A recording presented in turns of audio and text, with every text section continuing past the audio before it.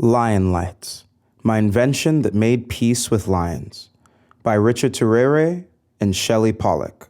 Illustrated by Sonia Passentini. Narrated by Olly Sholotan.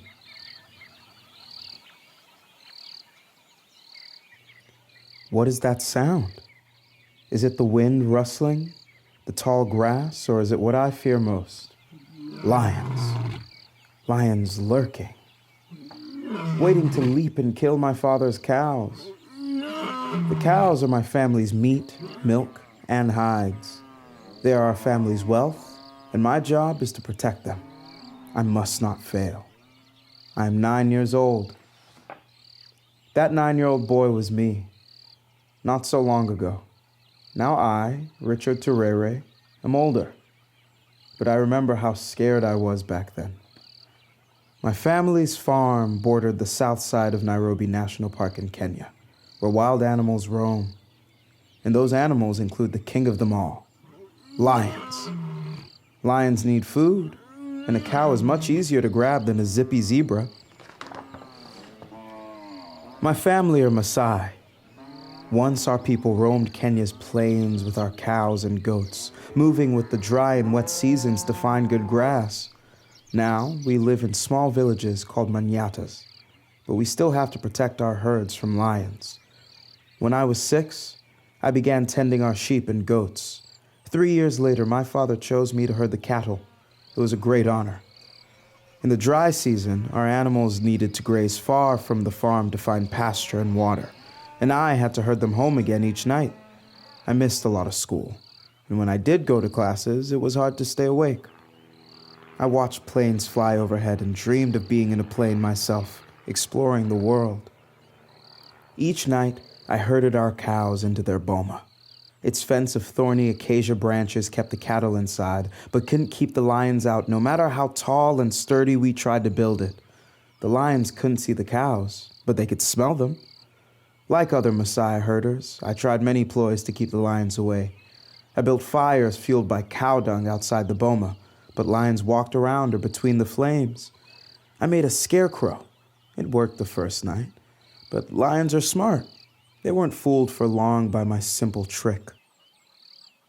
Long ago, a Maasai boy had to kill a lion with a spear in order to become a warrior. That time passed, but was not forgotten. Desperate Maasai farmers still speared lions or even poisoned them. Tourists came from all over the world to see Kenya's wild animals. That would end if the lions disappeared. Wildlife conservationists tried to find an answer. The government tried paying farmers for dead cows, but the payments were too small. They tried building chain-link fences and providing guard dogs, but that was too expensive. Lions kept killing cows, and Maasai herders kept killing lions. I was always curious. While other boys played warriors and lions, I tinkered with electronic gadgets. Without books or anyone to help me, I had to teach myself. To learn, I took everything apart. Once, I broke open my family's TV to see if the people inside were real. My mother was even more upset the day I took her new radio apart. But I learned a lot about electronics.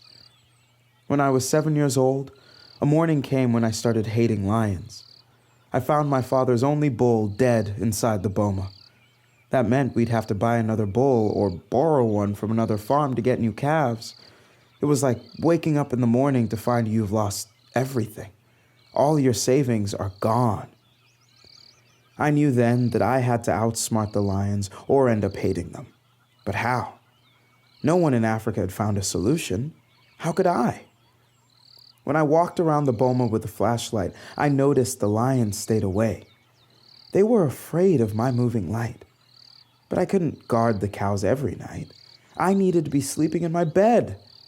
If only my flashlight could move itself. Then, I had an idea. I knew something about electronics worked. Maybe I could use my knowledge to trick those prowlers. I gathered parts. I came upon a smashed-up flashlight with a light bulb.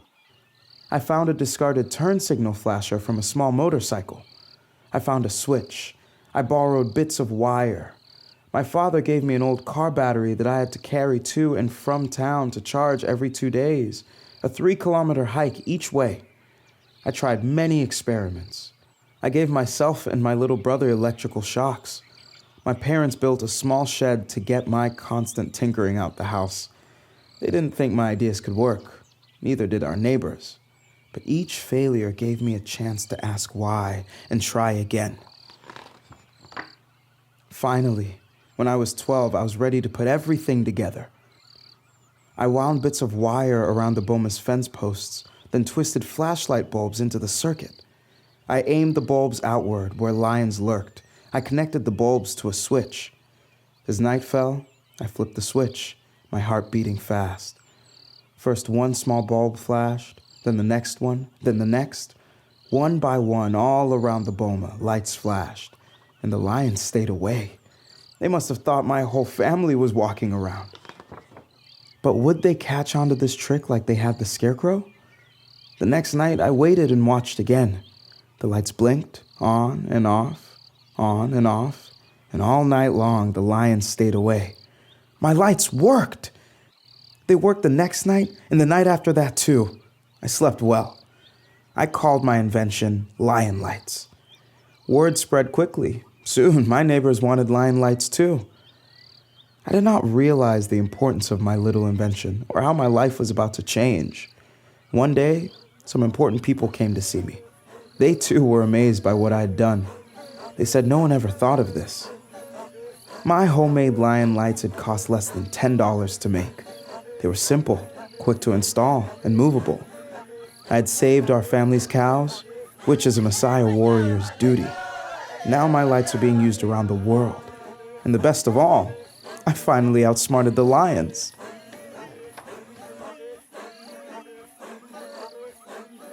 About the Maasai.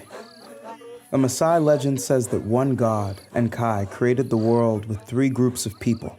The first group, the Torobo, were hunters and depended on wild animals and honey. The second group, the Kikuyus, were farmers.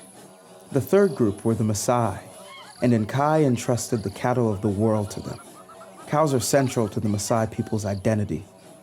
According to oral history, the Maasai ancestors came from North Africa. They migrated south along the Nile Valley about 300 years ago, settling along the borders of Kenya and Tanzania to graze their cattle. They brought with them their language, Ma. In fact, the word Maasai itself means people who speak Ma. It's an oral language, not written, with a strong storytelling tradition. Today, the Maasai people also speak Swahili and English. So important are cows and goats to the Maasai herder that he does not even need to count them. He knows each one by sight. The Maasai were the dominant people of Kenya in the late 1800s, but they struggled to preserve their territory when the European settlers arrived. Their spears were no match for armed British troops, and their lawyers never stood a fair chance in British courtrooms. In 1904, the Maasai signed an agreement in which they lost much of their best land. Today, about 1 million Maasai people live in Kenya, and a greater number live in Tanzania. They are one of the best-known African tribes. Famous for their colorful culture, customs, and traditional dress. Their villages, or manyatas, are close to national parks and game reserves, making the Maasai territories one of Africa's leading tourist destinations. The Maasai face severe challenges in the 21st century. Droughts are more severe because of climate change. Cattle diseases are prevalent, and Maasai herders are being squeezed into smaller and smaller areas. As their grazing land has shrunk, so have their herds. They must try to protect their cows from the lions that prowl in the night from the nearby wildlife reserves. Maasai farmers tried many ways to keep their cows safe. As Richard tells in the story, nothing worked. Not fences, dogs, scarecrows, thorn tree barriers, or fixed lights. In desperation, some Maasai farmers shot or poisoned lions. But this could not continue because lions are a threatened and protected species and are key to Kenya's tourism. Richard's simple and elegant invention, lion lights, solved a problem that had defeated the experts. Scientists and conservationists across Africa testify to the importance of his $10 solution. Many Maasai have moved from the countryside to Nairobi, the capital of Kenya, and to other cities looking for jobs. Those who have remained on their farms, like Richard's family, augment their income with gardens of maize, beans, rice, and other crops. Many Maasai have become entrepreneurs, guiding safaris or selling beads, masks, and wood carvings to tourists. Some Maasai villages invite visitors to experience their traditions and culture for a fee.